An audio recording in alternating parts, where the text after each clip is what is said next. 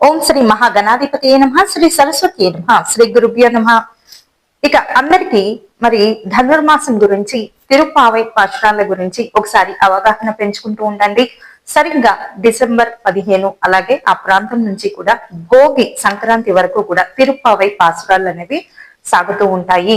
అసలు ఆండాలు ఎవరు, తులసి మాత ఎవరు, వీళ్ళంతా ఎవరు, వీళ్ళంతా విష్ణు భక్తులుగా ఎలా మారారు, భగవంతుడు మానవ రూపంలో ఉండేటటువంటి స్త్రీలను అనుగ్రహించి పరిగ్రహించి భార్యగా చేసుకోవాల్సిన అవసరం ఏమొచ్చింది, ఇవన్నీ కూడా చాలా ఆసక్తికరంగా ఉంటాయి.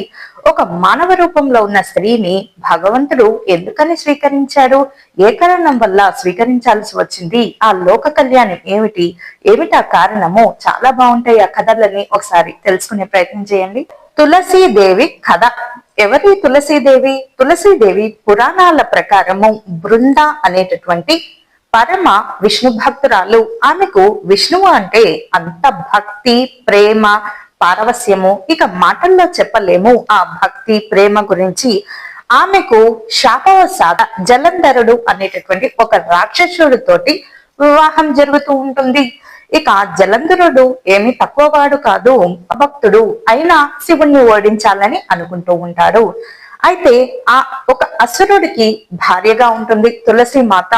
కానీ పాతివ్రత్య ధర్మాన్ని ఏ మాత్రం విడిచిపెట్టదు. కానీ విష్ణువుకు భయపడేవాడట ఈ జలంధరుడు అనేటటువంటి ఒక రాక్షసు. తులసీదేవి మాత్రము పరమ విష్ణు భక్తురాలు. ఆయన అంటే ఇష్టము, ప్రేమ అన్ని ఉన్నటువంటి ఒక స్త్రీ అన్నమాట. ఆమె భక్తి యొక్క శక్తి వల్ల, ఆమె శక్తి ఏంటి, భక్తియే ఆమె శక్తి, ఈ జలంధరుడిని రక్షిస్తూ ఉంటుంది. ఈమె పాతివ్రత్య మహిమ వల్ల ఆమె భర్తను ఎవ్వరూ ఏమీ చేయలేకపోతూ ఉంటారు. ఇక సరాసరి శ్రీ మహావిష్ణువు ఇక ఇలా నిర్ణయం తీసుకుంటూ ఉంటాడు. ఈమె దారి మరలిస్తే కానీ ఇతన్ని సంహరించడం కుదరదు. కాబట్టి శ్రీ మహావిష్ణువు తన జలంధరుడిగా అవతారం దాల్చి తులసి మాతతోటి మరి కూడినటువంటి సమయాన్ని మరి లోక కళ్యాణంగా చూడాలి. బాహ్యంగా చూస్తే తప్పే అనిపించినప్పటికీ లోక కళ్యాణం కోసం ఆమె పాతివ్రత్యం అడ్డుపడుతూ ఉంటుంది, భర్తను రక్షిస్తూ ఉంటుంది. ఇక ఈమెను దారి మరలిస్తే కానీ ఇతని రాక్షస సంహారం వీలు కాదని తలిచినటువంటి శ్రీ మహావిష్ణువు బృంద అంటే ఈ తులసి మాత పరమ విష్ణు భక్తురాలు కాబట్టి ఈమెకు మాత్రం న్యాయం చేయాలి, కాకపోతే రాక్షస సంహారం చేయాలి అనుకొని ఆమెను దారి మరలించి ఇలా మరి ఆమెను చేపడతాడు.